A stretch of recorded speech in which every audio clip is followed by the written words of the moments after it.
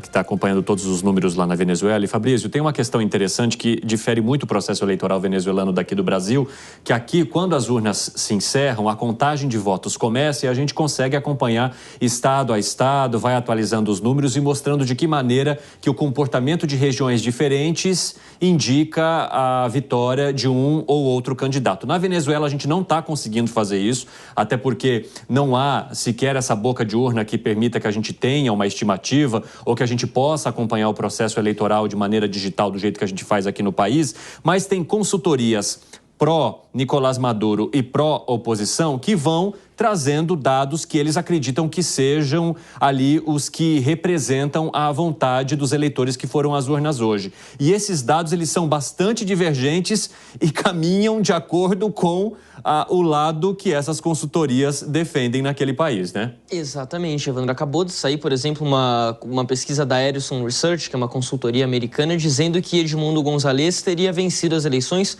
com 65% dos votos. Mas, paralelamente, a gente tem também consultorias, grupos de pesquisa dizendo que a vitória é de Nicolás Maduro. Ou seja, a gente só vai saber, de fato, quando tiver o resultado homologado ali pelo Conselho Nacional Eleitoral da Venezuela, e mesmo assim ainda vão ficar dúvidas sobre o resultado. Temos duas manifestações importantes para trazer aqui. Primeiro, da vice-presidente, agora pré-candidata do Partido Democrata dos Estados Unidos, que vai concorrer à presidência esse ano, Kamala Harris. Ela fez a seguinte publicação pelo X, pelo antigo Twitter, dizendo: os Estados Unidos estão ao lado do povo da Venezuela, que expressou sua voz nessa eleição presidencial histórica de hoje. A vontade do povo venezuelano deve ser respeitada. Apesar de muitos desafios, vamos continuar trabalhando para um futuro seguro, próspero e mais democrático para o povo da Venezuela. Essa publicação de Kamala Harris agora há pouco pelo X, o antigo Twitter. Agora a gente tem um outro número interessante para trazer aqui, que é do Grupo de Direitos Humanos do Vente, um dos partidos de oposição da Venezuela que fazem parte ali da Plataforma Unitária Democrática, o grupo de oposição que representa Edmundo González, o principal candidato nessa disputa de hoje, trazendo uns dados, um boletim, na verdade, dos últimos 4 dias lá na Venezuela, com violações de direitos humanos no processo eleitoral. Então, eles falam aqui em 78 casos de perseguição política, incidentes registrados em 78 pontos, claro, 3 na capital Caracas, mas 75 no resto do país. A maior parte das vítimas homens, 46 vítimas homens, 15 vítimas mulheres, outros 17 eles não sabem dizer exatamente o que foi, 26 detenções arbitrárias, 3 desaparecimentos forçados, 40 casos de intimidação, 1 pessoa ferida com arma de fogo e 8 casos de ameaça. É isso que diz o relatório, o boletim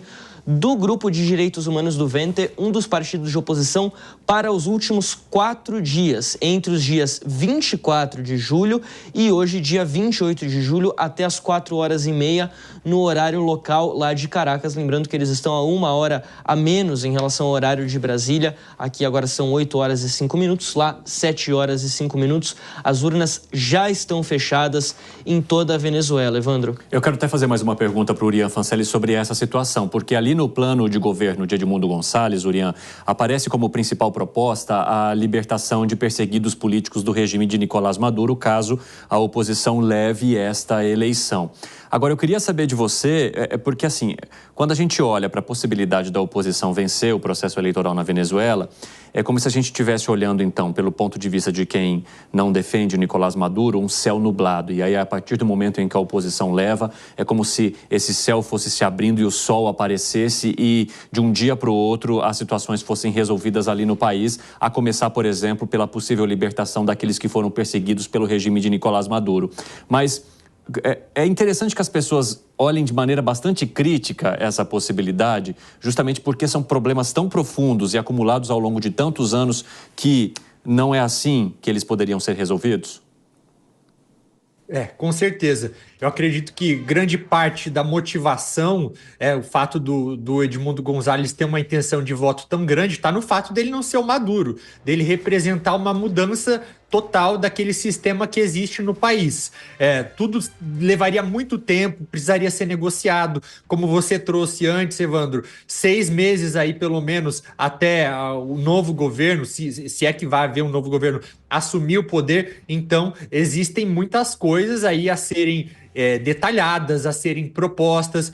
Há sequer um plano de governo muito detalhado, um plano econômico por parte da oposição venezuelana. Então, eles falam, por exemplo, em privatizar toda a indústria do petróleo do país, eles falam em privatizar a saúde, a educação e tudo que ainda anda muito precário por lá, né? Os serviços públicos como um todo estão muito precários, faltam remédio em hospitais.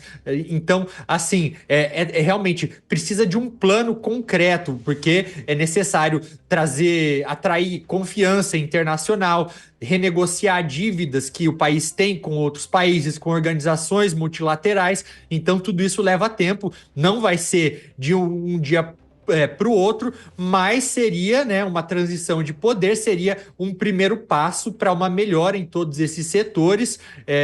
E se o Maduro deixou algo comprovado até então, é que ele não tem nem a capacidade, nem a vontade para tornar a vida das pessoas melhores. Urian Fancelli, muito obrigado pelas informações. Eu agradeço a tua participação aqui na Jovem Pan e digo que as portas estarão sempre abertas para você. Até a próxima.